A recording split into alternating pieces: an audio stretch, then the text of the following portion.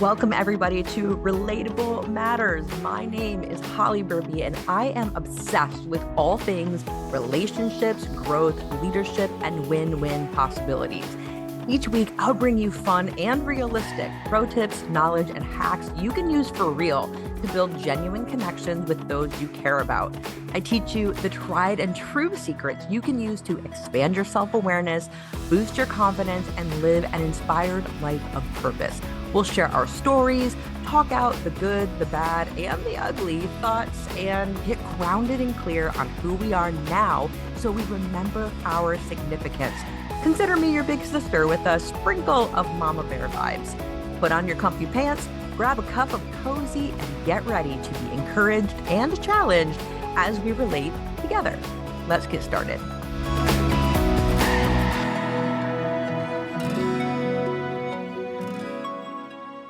Hey everyone, welcome back to the show. Today I want to chat with you about why setbacks in your life are necessary if you want to have great relationships in your life.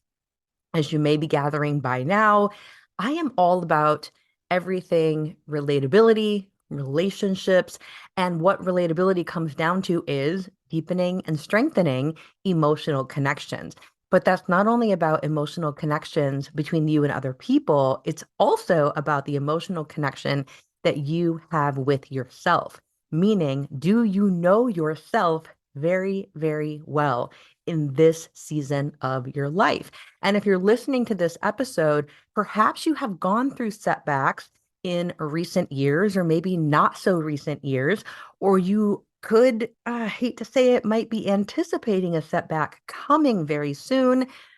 And that is making you second guess who you are, what's important to you, what are the actions that you should take, who are the people you should associate with in your life. So setbacks are likely a part of your life if you are human. And I'm saying that we need those setbacks to happen. They are necessary if we want to have great relationships. So here is where the idea for this episode came from. I, as I normally do, was nerding out, listening to different podcasts, and I was listening to an episode of the Earn Your Happy podcast with Lori Harder, who was interviewing author Seth Godin. Now, Seth Godin is an intellectual. I mean, a high firing at all cylinders intellectual. Some of the things he says, I'm just thinking, wow, that's pretty incredible to me. And he said something though on the episode that wasn't a brain bender for me, but he framed it in a different way that I had to share it with you. He and Lori were speaking about setbacks, and he used the analogy, the metaphor rather, of if you want to fire a rubber band forward, you must pull it back first. And again, you've probably heard something similar in your life if you are interested at all in the personal growth, personal development space of this world that we live in. Sometimes you might hear it phrased as with a slingshot instead of a rubber band. You've got to pull it back in order to propel forward. Now, although that was not news to me, it may be news to you, but here is where it made me relate it to my life and how I came to really know myself in this season of my life. In 2022, so this is last year, I really felt like I was redirecting my entire business. I was noticing things that I used to be very passionate about. I was not as equally passionate, or I was attracting a certain type of client, and that wasn't typically the demographic that I was working with.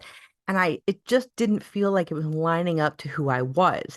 That's the business perspective from the marketing side. But then on the personal side, as I've shared in other episodes and videos as of late, I was having a difficult time focusing on anything. Great at brainstorming, great at starting things, not great at finishing them. And the systems and the strategies and the habits I have had in place now since I went solopreneur in my business full time in 2019, those systems, those habits were not working anymore. So I found myself most of last year and a little bit at the end of 2021 in an emotional setback, really questioning what's important to me, what's the messaging that I want to put forward. Also found myself in a career setback because the systems that used to work were no longer giving me the same result.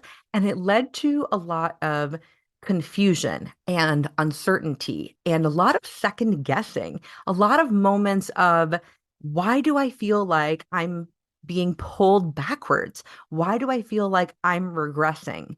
And it's not that my life was falling apart. There were so many wonderful things that were happening in that time as well. But this setback, the pulling back of the rubber band, was very uncomfortable. And I realized in that time that one, I have been through many seasons of my life where I have felt the same way, lost, second guessing, rebranding, revamping, changing my career, changing my home, living in a different city. I have had several moments in my life where I have had setbacks, things that were outside of my control, like changes in my family or in my relationship status, but also things that were in my control, like relocating to a new state, a new city, switching from being an employee to being a full-time entrepreneur.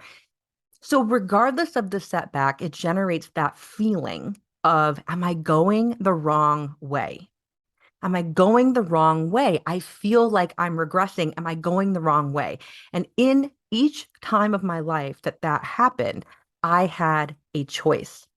I could choose to, as I was being pulled back, to look at all the things I was doing, all the ways I did feel, all of the systems I used to operate and be habitual in my day-to-day life.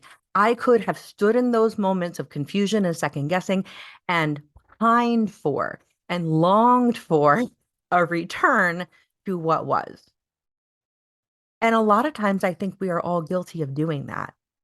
And maybe I did it for a little while in certain times in my life. Well, if I could just get back to how I did things a year ago or 5 years ago, or when I was in my 30s or when I was in my 20s, etc. And instead, I had to shift my focus to where am I going? And the person, when the rubber band fires, when the slingshot gets let go of, that person I can now choose in this moment instead of pining for my previous version of myself. I can use this moment to think about and imagine who is that person that I can now build myself to be. Because listen, both choices are uncomfortable. Sitting in the discomfort of, I want to go back to how it was. It stinks. It's uncomfortable. It's not fun. It can feel like you're moving backwards, especially if you are a person who loves achieving like I do.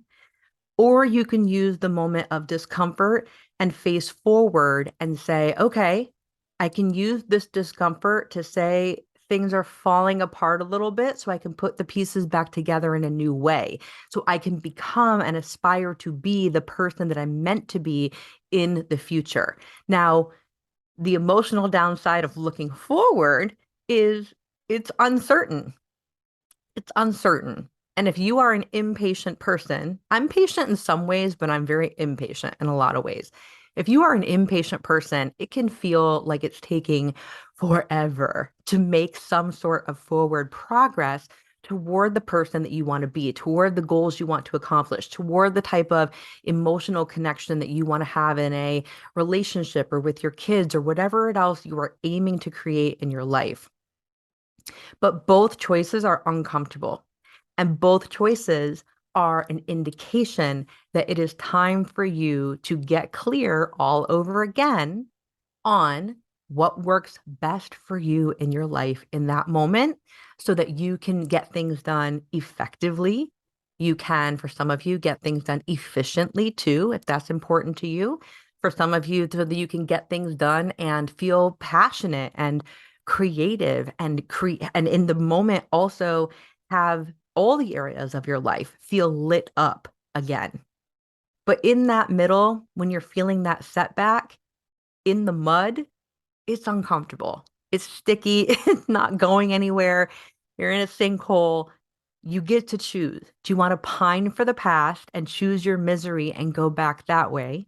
Or do you want to long for the future and keep your eyes ahead and aim to become who you are meant to be? That is the choice point.